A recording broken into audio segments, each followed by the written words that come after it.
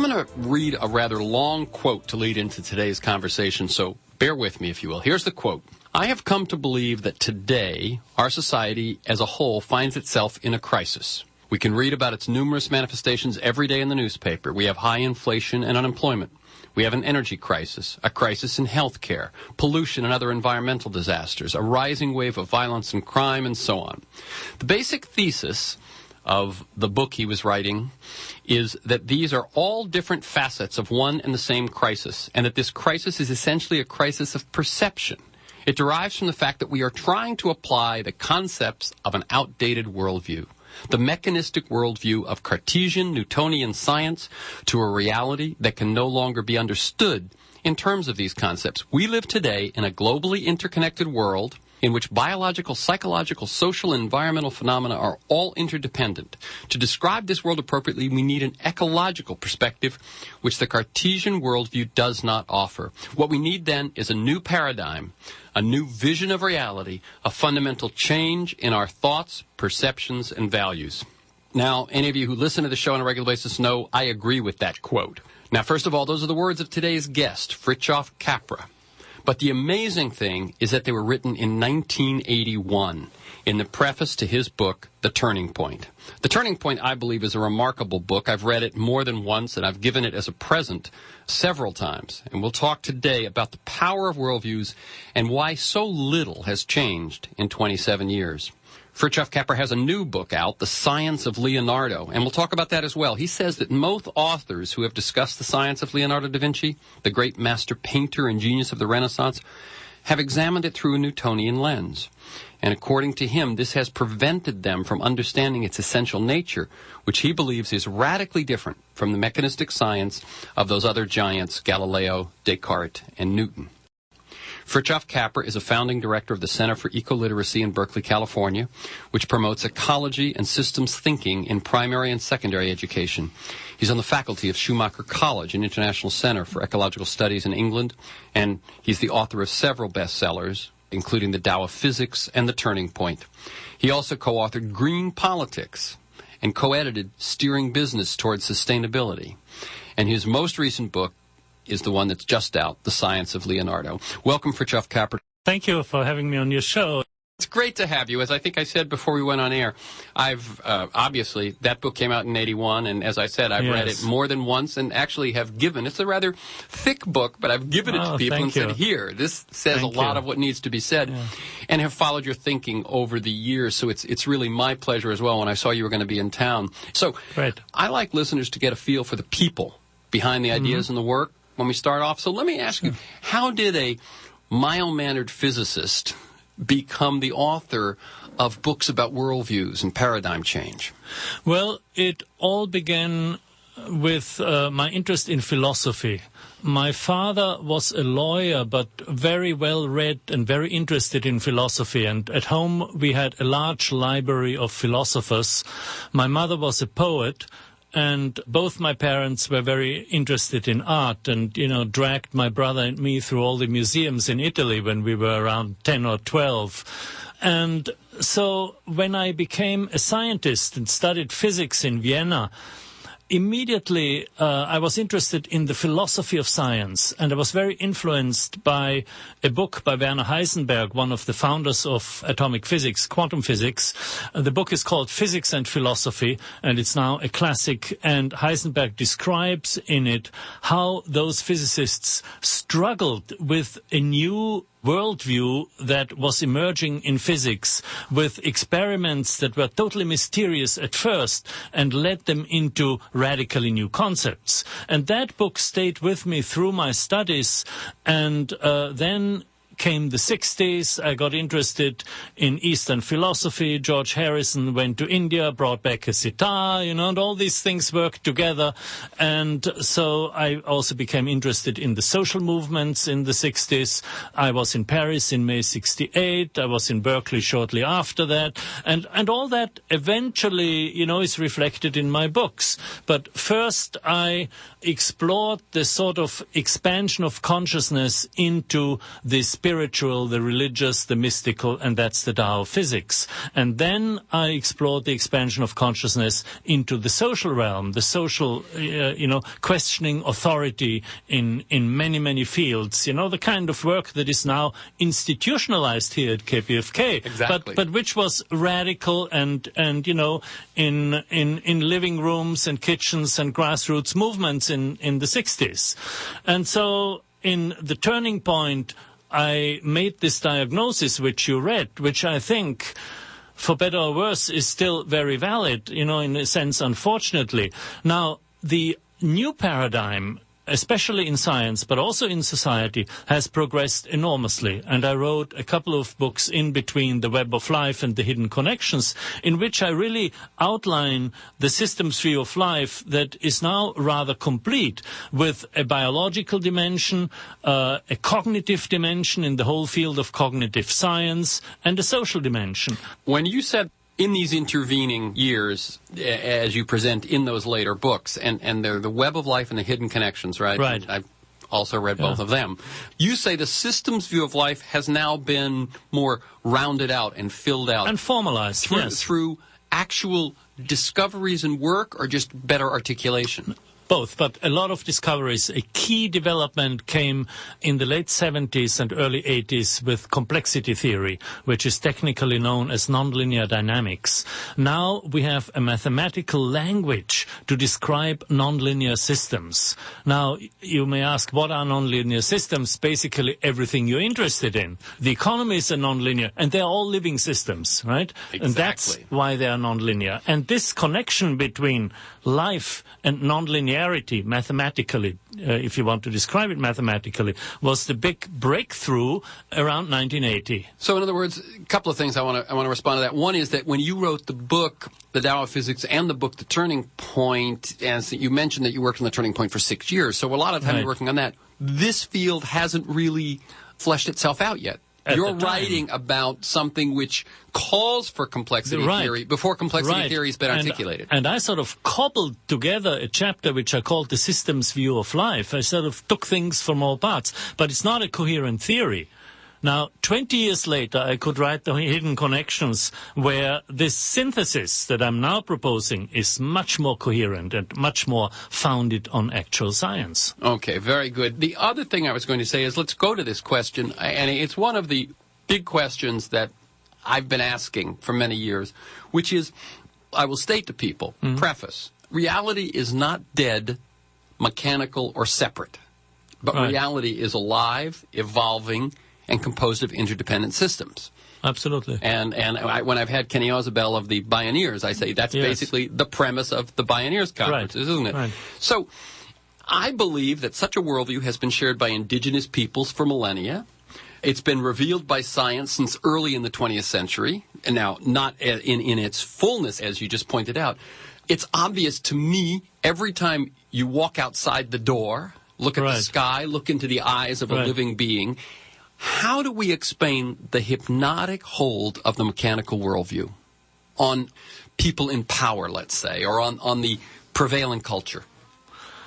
Well, I would guess it is through the connection between science and technology, because the mechanistic Newtonian science was the theoretical background of the Industrial Revolution, and it allowed people to design wonderful machines, from the steam engine on to, the automobile. And, most of the machines we're using now, today, actually require quantum theory to explain the physics that underlies. I understand. In other words, driving a modern car, you're driving a computer on wheels, basically. That's right, yeah. Driving a Prius, by the way, which is a great car.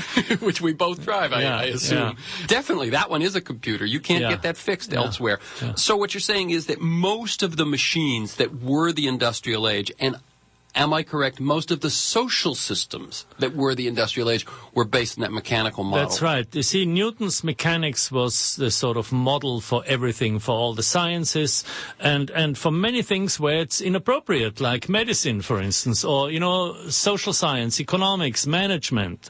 A company is not a machine, and a community is not a machine. The human body is not a machine, but that was assumed. And people went quite far with God as the great clockmaker in the sky, right? So when I asked, how do you explain the hypnotic hold, in other words, that people still want to function that way, I think if one looks at even American politics, American foreign policy under Bush, there's a lot of hierarchy and mechanism. Yes, and linear thinking. In Newtonian science, in the mechanistic paradigm, if you want to explain something, and Descartes actually was the founder of this strategy. If you want to explain something, you reduce it to the smallest components, and you try with the mechanisms that interconnect them to explain the whole. You don't make connections to other wholes. Now, let's take ecology or biology as a whole as an example. If you go out in the forest and see a bird with red feathers, and you want to explain this scientifically, you don't decompose the feathers. That doesn't, you can look at the pigments, and that's one reason why they are red. But, why did nature come up with red feathers? You have to relate the bird to its environment, to its habitat, to its history. That's ecological thinking, and it's systemic thinking. You have to connect the dots, as we say in a popular parlance. And this is a singular lack in our politicians, not just Bush, but, all our political, or most of our political and corporate leaders do not know how to connect the dots. So they go to Iraq to fight a war that bleeds the country, to get oil that we don't even need, because we have other means of energy now. If we had spent a fraction of that money developing conservation, I believe it's up alternative sources. I believe it's up to 2 or 3 billion a week right now. Yeah. And had we spent, as you say, a fraction of what we spent in Iraq developing renewable energy, we'd have done a service to the whole world. Yes, and we would have prevented this rise of global warming, of global climate change, because of, the greenhouse gases. And you can bet oil wouldn't be costing $100 a barrel, even if suddenly it had competition. Absolutely. Yeah. Or if we fed the children in our schools organically grown food, we wouldn't have the crisis of obesity, we wouldn't poison the farm workers. And again, the organically grown food in an organic soil needs a lot of carbon, because carbon is the chemical backbone of life.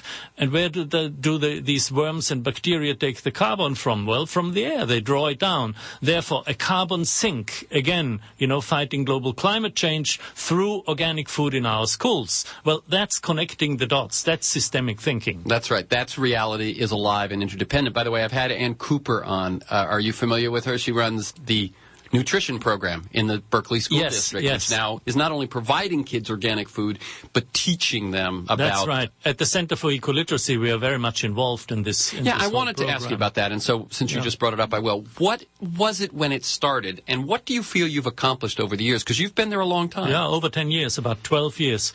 Well, its mission is to promote ecological thinking, the science of ecology, and systemic thinking in schools. And let me say to people, if you've been following this conversation, when he says ecology, he doesn't mean something about the environment. Ecology is about the interweaving of all of life. Yes, and it includes, of course, the environment. Yeah. So we take kids out into gardens, into school gardens, and have them experience ecology with the hands in the earth, the change of the season, the cycle of growth and decay of plants. They cook meals in schools. They go out and visit farms. They go to farmers' markets. So it's a whole program like this, which has grown tremendously, and it's always linked to curriculum. So what they learn in the classroom refers to what they learn in the garden, and vice versa. And if people want to learn more about that, there's a link on my website to the Center for Ecoliteracy, and the website there is ecoliteracy.org. Okay, ecoliteracy, one word, .org.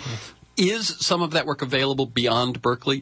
Have you spread it to school systems around the country? Yes, because we are now teaching seminars and people come from all over the country and they do things in other schools. They actually come from all over the world. With the internet now, with our website, which is very extensive, we announce our seminars and we get participants from Brazil, from Norway, from Australia. It's absolutely fantastic. That's very exciting. Let me mention one other thing. We've talked about it generally. The thing that most struck me about the turning point, besides the worldview, was that you, as you sort of briefly did just there's a section in there where you look at how that old worldview sort of hinders us in various arenas and how a new worldview could help us. Right. And you look at health and medicine. You look at agriculture. You look at business and economics. You look at energy and environment.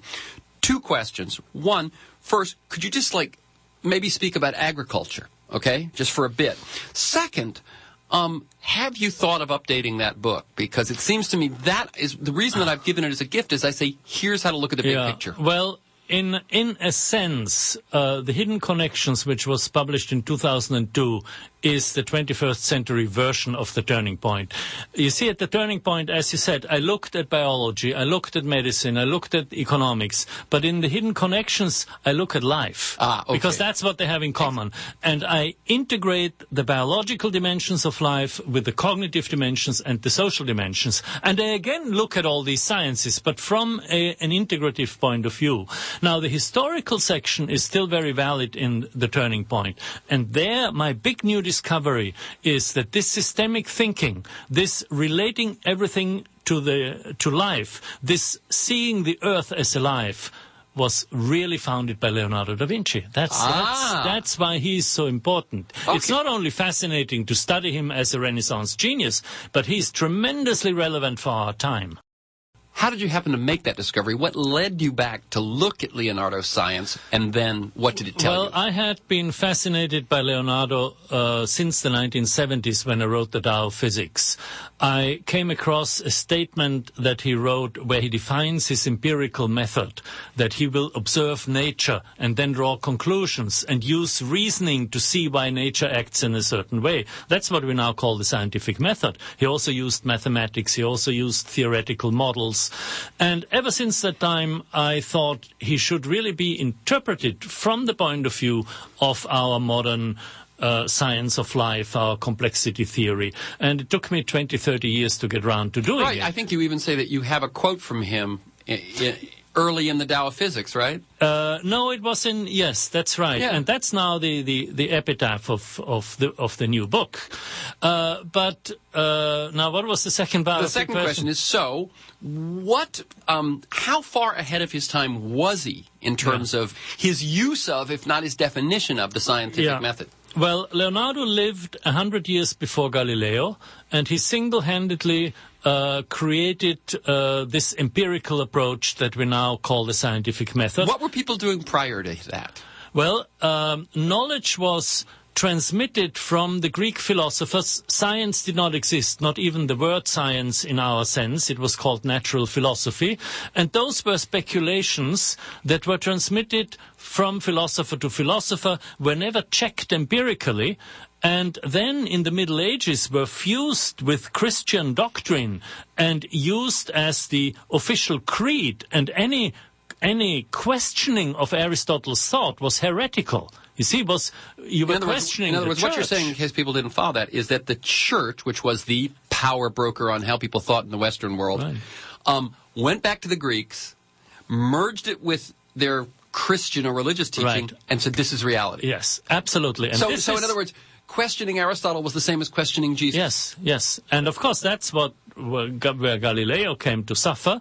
And 100 years earlier, Leonardo kept his findings secret. For that reason? For other reasons too, but also largely for that reason. And unfortunately, his voluminous notebooks, 13,000 pages when he died, were lost and hidden for centuries and were not really analyzed until the 19th century. This is why Leonardo had no direct influence on science. So what you're saying is he preceded it, but didn't necessarily inform it. Didn't inform it. But there is a sort of a virtual lineage from Leonardo da Vinci to to Johann Wolfgang von Goethe in Germany, the poet and scientist, to Gregory Bateson, the cyberneticist and systems theorist, to Prigogine, Maturana, Varela, all the people that I have written about, Lynn Margulis, the Gaia hypothesis, Gaia theory, all this is a lineage of which Leonardo stands at the beginning.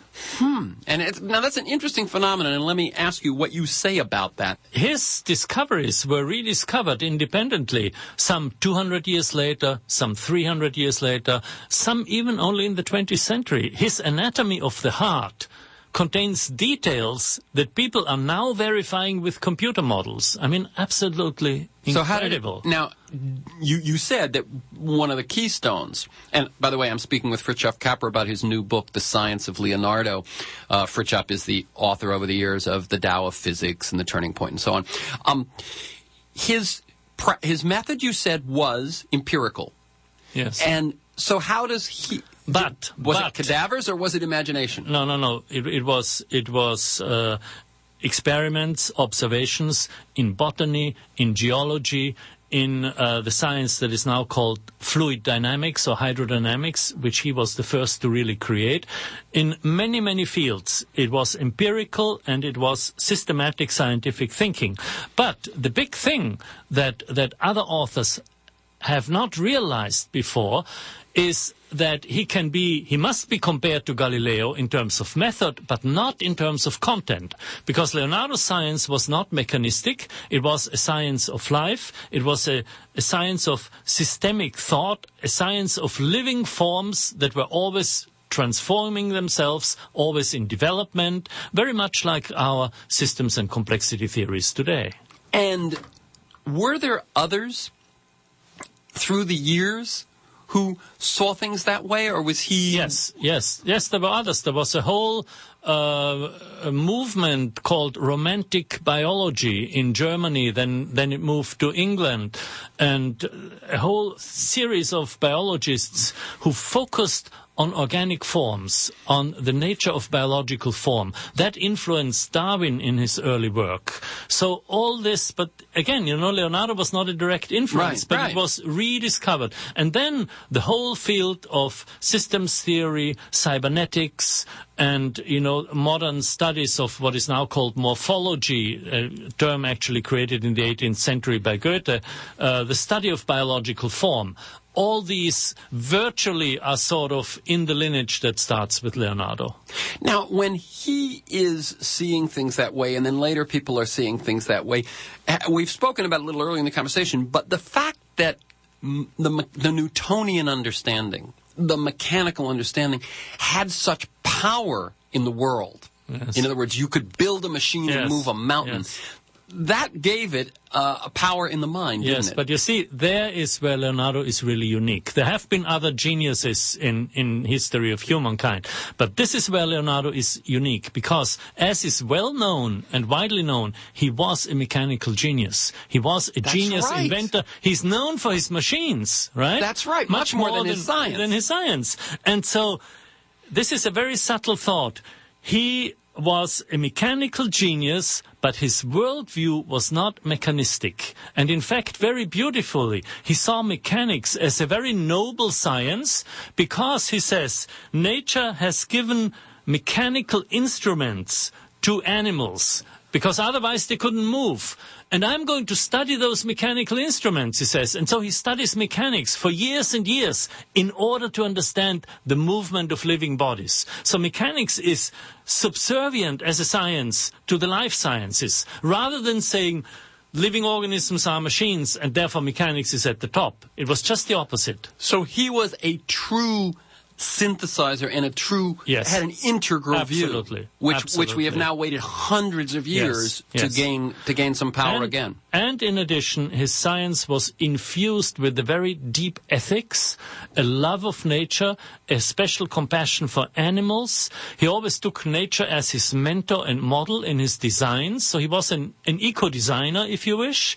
And this is, again, why he's so relevant for our time. Right. You wrote a book with Stendhal Rast, and we've only got about a minute. You wrote a book with Stendhal Rast called Belonging in the Universe? Yes. In which you reconcile modern religion and modern science, about which there's great argument going on today. It sounds like Leonardo himself kind of embodied that. Yes, absolutely. In his deep ecological awareness and his great reverence for life. That comes through his whole science. Why would you recommend someone read this book? Well, if you're interested in the history of Western thought, if you're interested in the Renaissance, if you're interested in the synthesis of art and science, and if you're interested in one of the greatest minds that ever lived, then read the book. And also, it seems to me, one other thing is that you can see someone who saw what is so before the cloud of that mechanical worldview covered it. And maybe for even us, it's a way to see the whole in a way we haven't before. So again, the book is The Science of Leonardo. The earlier books, which I highly recommend as well, include The Tao of Physics, The Turning Point, and The Web of Life. The website is fritjofcapra.net. That's Fritjof Capra.net. Thank you, Fritjof Capra, and keep up the good work. It was a pleasure. It really was. Thanks a lot.